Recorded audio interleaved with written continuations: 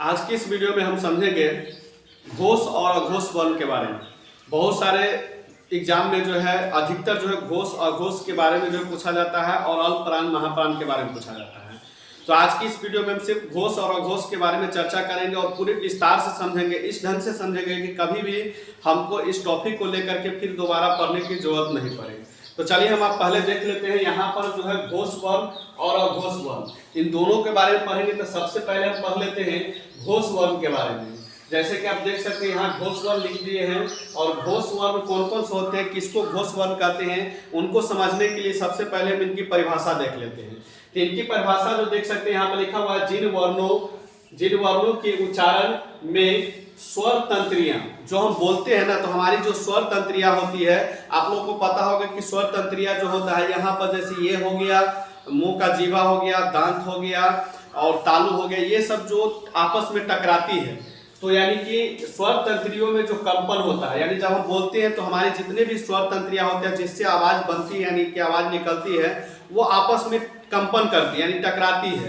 एक तरह से कहे तो बोलने में जिससे शरीर में कंपन उत्पन्न होती है, स्वर तंत्रियों में कंपन होता है, उसे हम घोष या इसे कभी कभी सघोष भी कहा जाता है। तो आप लोग को समझ में आना, घोष और सघोष दोनों एक ही होता है। परीक्षा में कभी घोष पूछ दिया जाता है, कभी सघोष पूछ दिया जाता है। तो आप घोष और सघोष में जो है कभी भी अंतर नहीं समझिएगा, दोनों सेम होता है। तो आप समझ गए इसकी संख्या कितनी होती है, 31 होती है। एक बार आप लोग परिभाषा फिर से पढ़ लीजिए, जिन वर्णों के उच्चारण में स्वर तंत्रियों में कंपन होता है उसे घोष या सघोष कहते हैं। इसकी संख्या 31 होती है। अब इसकी संख्या 31 कैसे होती है हम जो है पूरा जो है विस्तार से समझ लेते हैं। तो देखिए सबसे पहले आप लोगों को समझना है तीन चीज कि इसके जो होते हैं घोष वर्ण जो होते हैं, सभी स्वर वर्ण, जितने भी स्वर वर्ण होते हैं वह सभी घोष वर्ण होते हैं। अब स्वर वर्ण में कौन कौन है, तो यहाँ देख सकते हैं अ है, यहाँ देख सकते हैं अ, आ, ई यानी हर्षी और दीर्घी।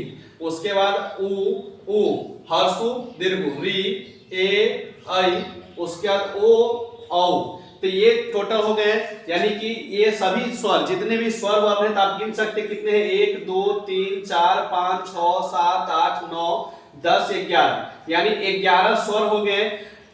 ये सभी के सभी स्वर जो है घोष वर्ण हो गए।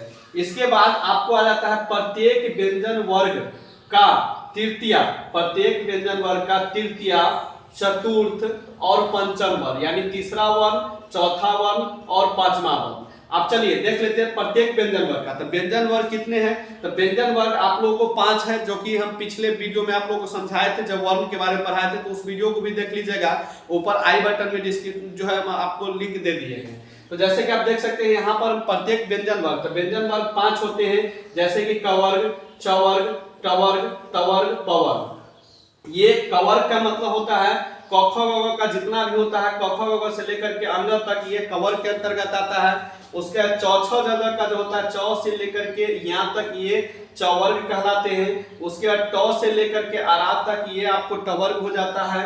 और इसके बाद आप देख सकते हैं तवर्ग, तवर्ग में आ जाता है तौ से लेकर के 9 तक ये तवर्ग हो गया। और प से लेकर के मौ तक ये आपको पवर्ग हो गया। तो इसमें से आपको देखना है तृतीया, चतुर्थ और पंचम वर्ण, यानी तीसरा, चौथा और पांचवा वर्ण।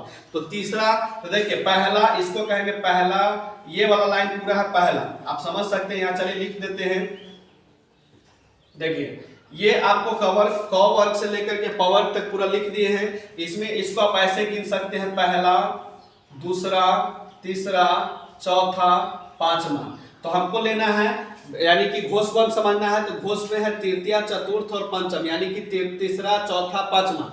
तो देखिए ये हो गया तीसरा, ये हो गया चौथा और ये हो गया पांचवा। तो हमको क्या कर लेना है, यहाँ पर लिखा हुआ प्रत्येक व्यंजन वर्ग के, यानी जितने भी व्यंजन वर्ग है क से लेकर कवर्ग से लेकर के पवर्ग तक, सभी का तीसरा, चौथा और पांचवा वर्ण हो जाएगा। यानी कि इसका भी तीसरा हो जाएगा, चौथा वर्ण हो जाएगा, पांचवा वर्ण, इसका भी तीसरा वर्ण, तीसरा, चौथा, पांचवा, इसका भी तीसरा, चौथा, पांचवा, इसका भी तीसरा वर्ण, चौथा वर्ण और पांचवा वर्ण। ये आ गया टोटल, यानी कि पांच वर्ग होते हैं, व्यंजन वर्ग जो होते हैं टोटल 5 होते हैं, और पांचों व्यंजन वर्ग के तीसरा चौथा पांचवा यानी 3-3 वर्ण घोष होता है। तो टोटल मिला करके आप जोड़ सकते हैं 3 3 6 3 9 3 12 3 15, टोटल इसमें आ गया 15, यानी कि 15 जो होते हैं व्यंजन वर्ग जो होते हैं उसमें से 15 वर्ण ऐसे हैं जो घोष वर्ण है, और स्वर वर्ण में 11 ऐसे हैं जो घोष वर्ण है। तो 15 और 11 आप लोग जोड़ लीजिएगा, और उसके बाद आपको आ जाता है अंतःस्थ वर्ण। अंतःस्थ वर्ण उसको कहते हैं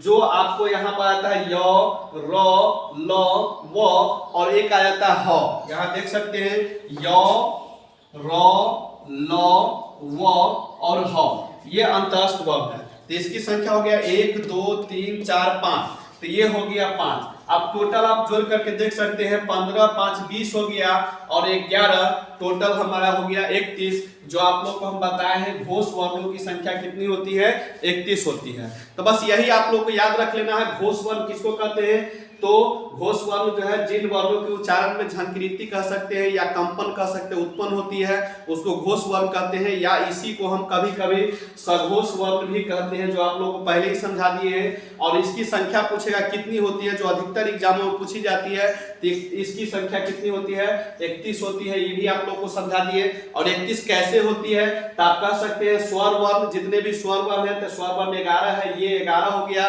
प्रत्येक व्यंजन वर्ण का तीसरा चौथा पांचवा वर्ण यानी कि 15 इसका हो गया, और उसके बाद य, र, ल, व और ह, जिसको अंतःस्थ व्यंजन कहते हैं ये, तो इसकी संख्या 5 हो गई, और कुल मिलाकर के 31 घोष वर्ण हो जाता है। तो चलिए दोस्तों अब हम समझ लेते हैं अघोष वर्ण के बारे में। अघोष वर्ण कितनी होती है, कौन कौन सी होती है, और इसकी परिभाषा क्या होती है, इसको समझ लेते हैं।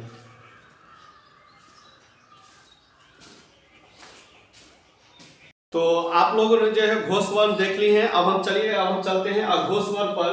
तो जैसे कि आप देख सकते हैं, अब हम इसको समझेंगे अघोष वर्ण क्या होता है, और घोष वर्ण में कौन कौन से वर्ण आते हैं, इनकी कितनी संख्या होती है, सारी डिटेल्स में समझेंगे। तो चलिए हम देख लेते हैं अघोष वर्ण। जैसे कि आप देख सकते हैं यहाँ हम लिख दिए हैं अघोष वर्ण। अब इसका परिभाषा देख लेते हैं, अघोष वर्ण की परिभाषा क्या है। यहाँ पढ़ सकते हैं जिन वर्णों के उच्चारण में स्वर तंत्रियों में कंपन नहीं होती है। इसमें हम पढ़े थे, घोष वर्ण में पढ़े थे कि जिसमें स्वर तंत्रियों में के उच्चारण में जब हम उच्चारण करते हैं किसी वर्ण का तो स्वर तंत्रियों में कंपन होती है, और अघोष में पढ़ेंगे इसमें कंपन नहीं होती है। बस इतना आपको फर्क करना है, उसमें होती है इसमें नहीं होती है, बस इतना आपको याद रखना है कि जो घोष वर्ण होता है ये वाला, इसमें कंपन होती है, और अघोष वर्ण जो होती है इसमें कंपन नहीं होती है। बस परिभाषा में आपको इतना जोड़ देना है, दोनों का परिभाषा याद हो जाएगा। तो चलिए देख लेते हैं, जिन वर्णों के उच्चारण में स्वर तंत्रियों में कंपन नहीं होता है उसे अघोष वर्ण यानी अघोष कहते हैं। इसकी संख्या 13 होती है। इसकी संख्या कितनी होती है, 13 होती है। अब कैसे 13 होती है ये भी समझा देते हैं। घोष वर्णों की संख्या पर है 31, और अघोष वर्णों की संख्या कितनी होती है, 13 होती है। अब 13 कौन कौन से हम सारी डिटेल्स में समझेंगे, वीडियो को शुरू से अंत तक देखते रहिए। चले देखिए, तो यहाँ पर आप पढ़ लेते हैं। जैसे में इसका जो होता है अघोष वर्ण होता है, तो आप पढ़ सकते हैं प्रत्येक व्यंजन वर्ग। चलिए दिखा देते हैं, प्रत्येक व्यंजन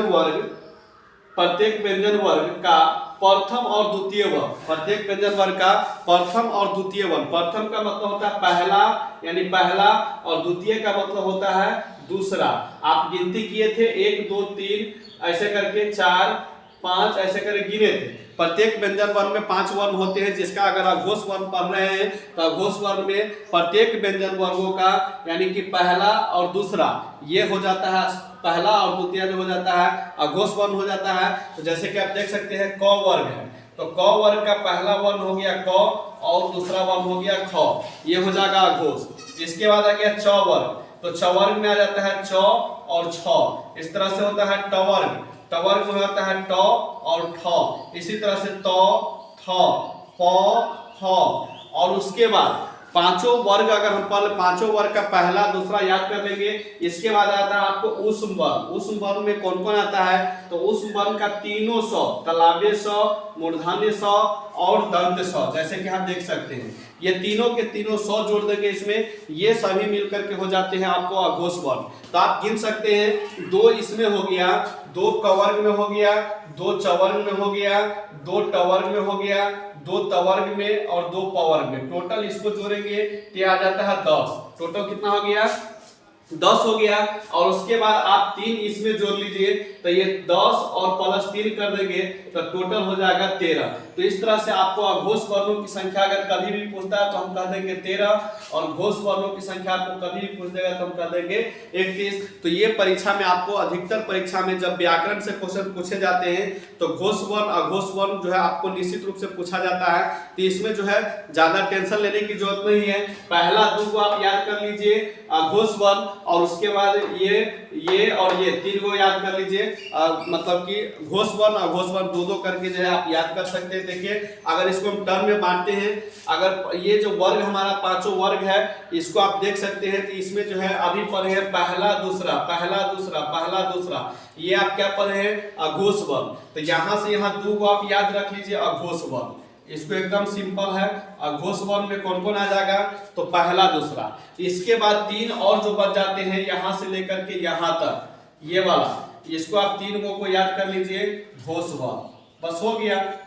टेबल बना लीजिए। अगर इससे भी नहीं समझ में आता है तो आप क ख ग लिख लीजिए, क ख ग घ अंग, इस तरह से फिर च छ ज झ या, इस तरह से ट ठ ड, उसके बाद ढ अरा, इसके बाद त थ द ध न, इसके बाद प फ ब भ और म, ये लिख लीजिए। और इसमें क्या करना है आपको? ऐसे कर दीजिए, यहाँ से यहाँ डिवाइड कर दीजिए। ये 2 वर्ण आपको इधर हो जाएगा, 2-2 वर्ण, और इधर से इधर फिर यहाँ से यहाँ इसको डिवाइड कर दीजिए। ये इसमें 3 वर्ण आ गया, 2 भाग कर दीजिए। और इसमें आपको याद करना क्या है? तो देखिए इसमें 3 वर्ण है, तो इसको जो है इसमें 2 वर्ण है। तो अभी हम पढ़े हैं पहला और द्वितीय किसका होता है?